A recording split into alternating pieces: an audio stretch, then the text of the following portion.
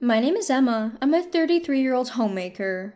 1 year has passed since I got married, but we still don't have any children. My husband Tony loves kids, and from the beginning of our marriage, he was excited about starting a family. However, storks aren't exactly punctual, you know. Impatient, Tony suggested I get a checkup at the hospital, so I visited an obstetrician. After many tests, I was relieved to hear the doctor say there's nothing wrong, but right when I let my guard down, Tony suddenly declared, "Sorry, I want a divorce." Why? There's nothing wrong with me. I really want kids soon, Emma. If we keep going like this, I'm too worried about when we'll have them. I was at a loss for words. We've only been married for a year. I've proven to have the ability to get pregnant. Can't you wait a bit longer? But Emma, you're already 33. While we're waiting, you'll turn into an old lady. Actually, you might already be an old lady, ha. I want to give my child a young and beautiful mother. What does he mean by give? Does this man think of his wife as some sort of object? His words stabbed me in the heart. But I love Tony. I tried my best to persuade him not to divorce, but I couldn't change his mind and we separated after just a year. I was so depressed I couldn't think about anything, but as time passed, I began to see Tony's true colors. He didn't love me as much as I thought. Perhaps he only saw me as a tool to have a baby. The moment that thought turned into conviction was 2 years later. I heard from my friend Catherine that Tony was having a shotgun wedding with his new girlfriend. Catherine has been my best friend since college and coincidentally worked at the same company as Tony, so she was mutual friends between me and Tony. Having bright and friendly characteristics, Catherine was popular with everyone. Relying on that, Tony seemed to confide in her about anything. His current wife, it seems they've been involved since he was still married to you. Wait, does that mean he cheated on me? Exactly, blaming you for not being able to have a child while he was fooling around with another woman. Catherine put down her coffee cup roughly and looked at me. Emma, don't let that guy get you down. Find someone new. Encouraged, I finally put my feelings in order. And 1 year later, I got remarried. After the divorce, I worked part-time at a call center and met Ray, who was 2 years older, and we started dating. About 6 months into our relationship, he proposed to me. I'm so happy, but, well...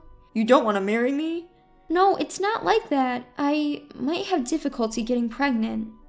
What do you mean? When I explained in detail the circumstances of my divorce with my ex-husband, Ray laughed it off, saying, "Oh, is that all? The doctor said there was no problem with you, Emma, right? Besides, having a baby is something we face and deal with together as a couple. Stop thinking of it as just your responsibility." Hearing those words, I couldn't help but cry. And what if we can't have kids? We'll just walk through life together, just the two of us. The warmth of Ray, as he said that and held me, I will never forget for the rest of my life. I was truly happy in my remarriage. Ray, my husband, was great with housework and he took care of himself without any help. It's probably because I've been single for a long time, but thanks to that, I was able to meet you, Emma. I'm grateful to God. He said, blushing and looking adorable. He was a great cook too, treating me to authentic Italian dishes. In comparison, Tony, my ex-husband, wouldn't even take the trash out, so I was surprised to see a man being so self-sufficient. I guess I was truly fulfilled. One day, half a year after we got married, I found out I was pregnant. At a routine checkup at the OBGYN, I was told, "Congratulations!" I couldn't believe it. I rushed home to tell Ray, who had just come back from work. Are you serious? Way to go, Emma! Suddenly, he lifted me up and I was startled. Hey, cut it out, Ray! Sorry, I don't want to startle the baby. He gently put me down and then started to caress my belly. I'm glad you're happy. Of course I am, it's our baby! Looking at Ray, whose eyes were welling up with tears, I felt my own eyes starting to water. It's all thanks to you, Ray. Being with you, I felt so calm and safe. I think that's why I could conceive. You have to take care of yourself, okay? Absolutely no overexertion. Yes, I understand. The next 10 months were like a dream. I barely had any morning sickness, and during my second trimester, Ray and I enjoyed shopping for baby items. Then, one day before my due date, my phone rang. It was a call from Tony, my ex-husband. After some hesitation, I answered the call. Hello? Hey, Emma, it's me. Hi, long time no see. I heard from Catherine. Is it true you're pregnant? Yes, it's true. Why? I thought you couldn't get pregnant. His insensitive comment left me speechless. Maybe I should have been a bit more patient. Tony joked, which wasn't funny at all. I didn't need your patience. How's things with your new wife? Huh? No, what are you talking about? He played dumb. Well, it doesn't matter to me anyway. Bye. I ended the call with an exasperated voice. Wondering about the purpose of his call, I told Ray about it when he came back from work. I didn't divorce him out of hatred, but his sudden call has upset me. Maybe he had a fight with his current wife? Maybe he wanted you to listen to his grumbles. I don't think so. He made an impolite comment saying he should have been a bit more patient. Maybe he wanted to congratulate you on your pregnancy, Emma. There's no way, Ray. You're such a soft touch. Ray, chuckling, was truly a kind-hearted guy. Seeing Ray like that, my annoyance seemed ridiculous, and the conversation naturally shifted to the topic of our baby. The baby is a girl. The doctor let us know at our last checkup. We spent that day discussing her name again. Ray's eyes were shining with joy. I can't wait to see her. She'll be here soon. Exactly a week later, our baby was born. Hoping she would grow as warm as the jewel, we named her Amber. When I held Amber, Ray said to me through his tears, thank you, over and over again. I've been home since being discharged, fighting the good fight of motherhood. Of course Ray helps too, but there's so much we don't know, and we've made a lot of mistakes. It would be nice to have dependable grandparents around right now. There's nothing we can do. Both our parents live far away. It might have been a good idea for you, Emma, to go back to your parents. It's okay. No matter how hard it gets, I want to be here with you and Amber. Even though I'm exhausted from many sleepless nights, seeing Amber's face soothes me. 3 months have passed and we've been mixing formula with breast milk. We finally started to sleep a little easier. One day, Catherine came to visit with a baby gift. Wow, so cute! Looking at Amber asleep in her crib, Catherine let out a soft cheer. Congratulations, Emma. Thank you. I'm so glad you could come. I meant to come earlier. I'm sorry. Don't be silly. I know you're busy with work, Catherine. I'm just glad you could make it. I served the cake and coffee Catherine had brought as a gift, and we sat across from each other. We chatted about Amber, and by the time I had brewed a second cup of coffee, Catherine started with, I wasn't sure if I should bring this up, given how happy you are, Emma, but can I talk to you? What's up? Why so serious? Well, it's about Tony. You know he had a kid right away with his new wife, so he thought the fertility issues were because of you. Well, that's probably what he thought. But once he found out you were pregnant, he changed his mind. He started to wonder if it was his body that was the problem. What a thing to bring up now, but I was curious about Tony's health. Tony had a child, didn't he? What's the problem? That idiot! He's been blaming his wife saying, it's not my kid. Whose seed did you plant? Catherine was aghast. What? That's a stretch even for him. I thought he was crazy when he came to me with it. So Tony was genuinely worried? It seems so. But apparently Catherine did comfort him. And guess what he said then? Once a man chaser, always a man chaser. I can't trust anyone. Look who's talking. He's one to talk. It's unbelievable. Both Catherine and I were flabbergasted. His wife was furious. They had a big fight and she went back to her parents' house. Well, of course she did.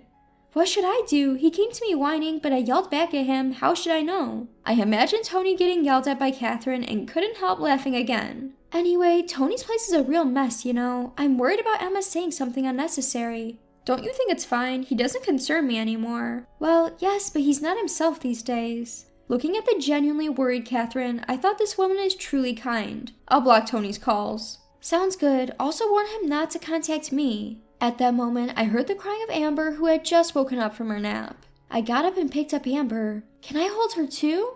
Catherine stretched out both arms. While the two of us were calming Amber down, Tony completely slipped from my mind. A month passed like this, and I was busy with childcare. There was no contact from Tony. However, Tony's wife showed up with her child all of a sudden. She said she got the address from her mother-in-law.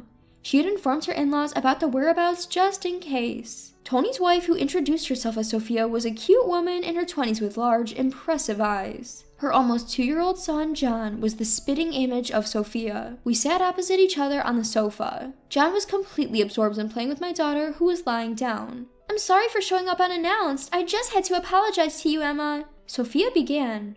Apologize? Yes, I was dating Tony without knowing he was already married. I'm really sorry for everything that happened. I was honestly perplexed by her apology. The truth is, an apology now just complicates things. So you came all this way to apologize? No, we've decided to get a divorce. What? With Tony? Yes, it doesn't concern you, Emma, but I really wanted to hear this, so I forced my way in. Sophia began to talk as if a dam had burst. Her story was full of surprises. I was harshly accused of having a child that wasn't his. To prove him wrong, I took a DNA test to establish Tony's paternity. So, hasn't the issue been resolved? It's not that simple. Despite his relentless insults calling me dirty and claiming he only married me because I could have kids, the moment the results came in, he flipped, saying, "Oh, good, good. Now I can be sure about having a second child. Can you believe that?" Sophia's anger was unstoppable. "Yes, I may be the other woman, but it was Tony who deceived me." Sophia hit the table hard. "Hey, calm down. You're startling the kids." "I'm sorry." Looking as if she had come back to herself, Sophia bowed her head.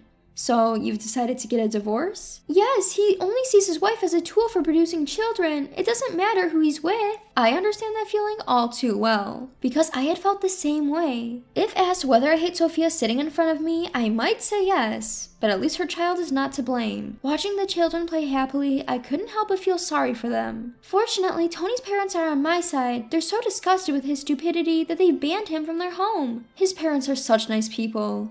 I know, right? How could such a loser be born from such wonderful parents? We ended up laughing as we looked at each other. Tony's moaning about custody, but of course I won't give it up. If he causes more trouble, my in-laws said they'll bring in a lawyer. So, what are you going to do now, Sophia? I'm going back to my hometown to look for a job. Alright, hang in there. Thank you. I thought you, Emma, would understand my feelings, so I came to you. Also, I'm worried that the jerk might pick a fight with you, Emma, so be careful. Any animosity towards Sophia was gone due to our strange bond. We both really picked the wrong guys, didn't we? No way! You, Emma, found a wonderful husband after all! You still have plenty of chances ahead, Sophia. With a broad smile on her face, Sophia left. I might never see her again, but I wish her the best from the bottom of my heart. I heard from Catherine that Tony and Sophia's divorce was official a month later. I've gotten a new smartphone and Tony hasn't contacted me. However, it seems that Tony keeps telling people that I was the cause of his divorce. What a loser. He still says that if Emma had just gotten pregnant quickly, there wouldn't have been any problem. Catherine is raging over the phone. I was so pissed off I gave him a piece of my mind in front of everyone. What did you do? I decided to transfer him to a subsidiary. Catherine is Tony's boss. The competent woman had climbed her way up to being department head in Tony's division. Isn't that misuse of authority? An enemy of women is an enemy of society. Hearing Catherine laughing, I murmured, "Poor Tony. There's no sin in wanting a child." However, a man who only sees women as childbearing tools doesn't deserve to live in this world. Poor Tony, given a hard time by his wife and boss, still seems to despise women as ever. Even at his new place, he's reportedly still messing with women and getting a taste of his own medicine. Some people never learn unless they die. Maybe I should ask the devil that he should GTH.